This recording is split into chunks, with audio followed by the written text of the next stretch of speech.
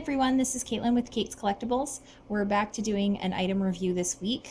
This week we are doing the second wand from Sailor Moon, the Canadian or North American version of the wand. So this is the one produced in the 90s by Irwin.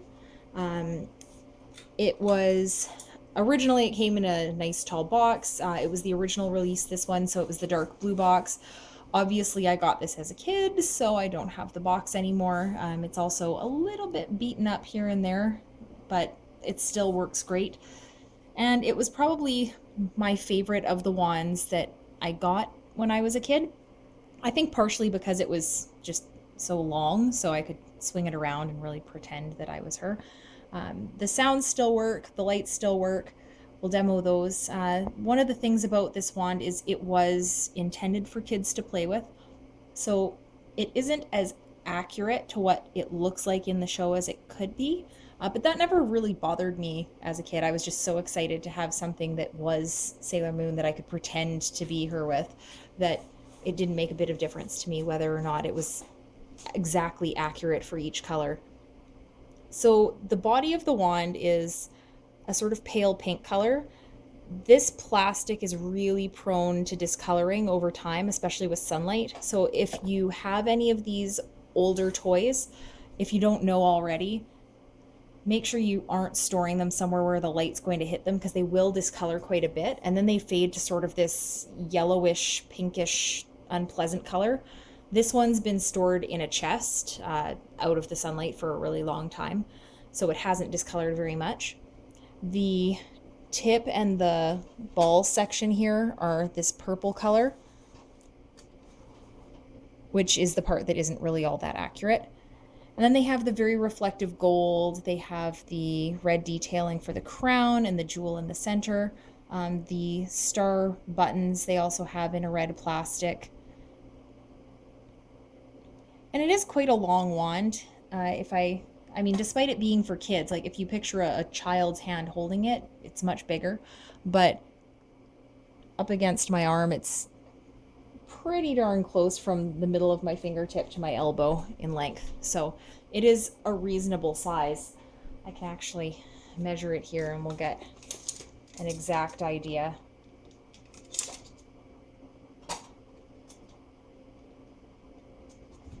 So not quite 15 inches, 14 and a half or so.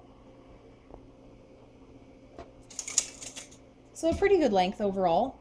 The back of the wand here, they have these screws that are visible where the two portions of the plastic are molded together, which is kind of unfortunate, especially in the back of the crown here. It's one of those details that, again, as a kid, you really don't care about. If you're a collector and you're thinking about something that you want on display, maybe you're not looking at the backside, but it is something to keep in mind. The speaker where the sound comes out of is also on the back of the wand here.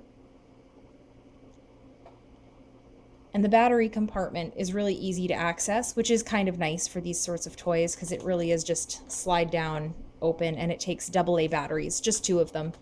I just put batteries in before doing this review. With a lot of products that take batteries, if you're storing these products for a long period of time, they run the risk of the battery corroding, and that can damage the electronics. It can make it not work, and it's a mess to clean out. So if you're not planning on using it, especially with something like this where it's that easy to get into the battery compartment, I recommend making sure that you take the batteries out when you're done with it and set them aside somewhere so that you don't end up with a possible issue that wrecks your toy. So if we zoom in a little bit here, you can see some of the signs of wear. And if you're looking to buy one of these sorts of wands on the secondary market, this is the sort of stuff you want to be aware of. Because of this shiny plastic, it's very prone to scratching and chipping. You can see there's little chips pretty much anywhere that'll stick out. So right here on these little balls, little lumps on the ball, I guess there. Some scratches. There's some chips in the gold paint down here on the heart. There's little scratches all along the crescent moon portion. The body of the plastic holds up quite well, but same thing with the bottom here. You can see lots of little chips and nicks and wear.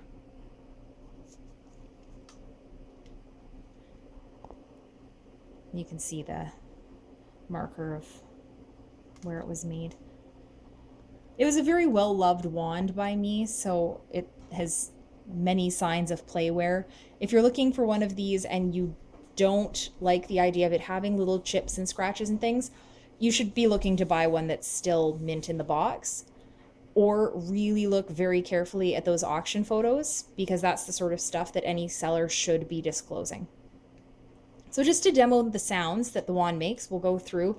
There are 3 sounds, one associated with each button.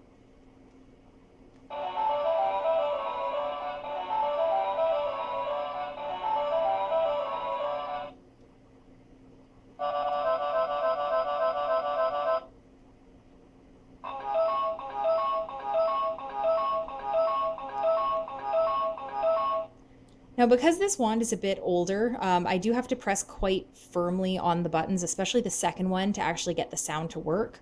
When I press just lightly, it doesn't do anything, so I have to really hold it.